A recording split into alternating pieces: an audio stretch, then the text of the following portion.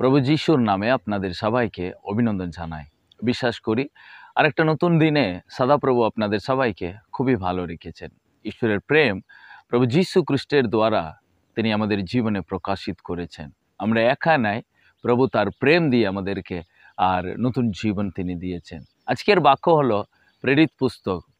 প্রেরিত পুস্তকে যারা প্রেরিতরা যিশু খ্রিস্টের পরে বিভিন্ন এলাকায় তারা সুসমাচার প্রচার করতে লাগলো, কিন্তু সুসমাচার প্রচার করার জন্যই তাদেরকে বিভিন্ন রকমের নির্যাতন সম্মুখীন হতে লাগলো। যারা ফরসিরা ছিল তারা খুবই হিংসা হতে লাগলো যিশু খ্রিস্টের প্রচার শুনে।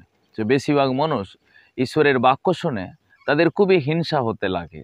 তো প্রেরিত পুস্তক যদি 5 অধ্যায় যদি আপনি দেখবেন, সেখানে শিষ্যরা প্রচার করার কারণে তাদেরকে কারাগারে জেলে বন্দি করা হয়েছিল।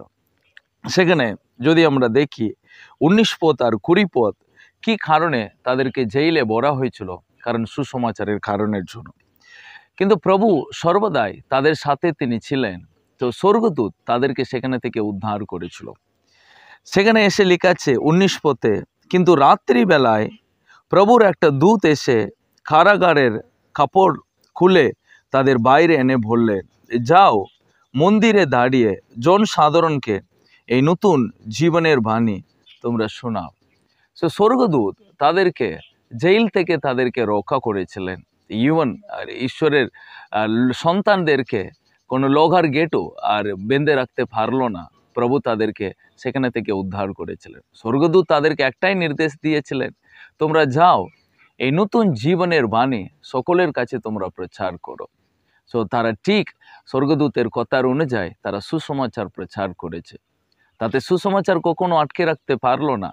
তো শয়তান অনেক চেষ্টা করেছিল, কিন্তু শয়তানের একটা পরিকল্পনা সফল হতে দিইনি প্রভু। সো প্রিয়, আপনার জীবনেও প্রভুর একটা পরিকল্পনা থাকলে শয়তান সেই পরিকল্পনাকে বিফল করার জন্য অনেক চেষ্টা করবে, আপনাকে প্রলোভনে ফেলবে, আপনাকে উঠতে দেবে না, আপনাকে আর লাইফে এগুতে দেবে না। কিন্তু এটা মনে রাখুন, প্রভু আপনাদের সর্বদাই সাহায্য করতে সক্ষম যদি আপনি প্রভুর রাস্তায় যদি থাকেন। ঈশ্বরের পথ থেকে যখন আমরা হারিয়ে যাই, তখন ঈশ্বরের সাহায্য আমরা পাবো না।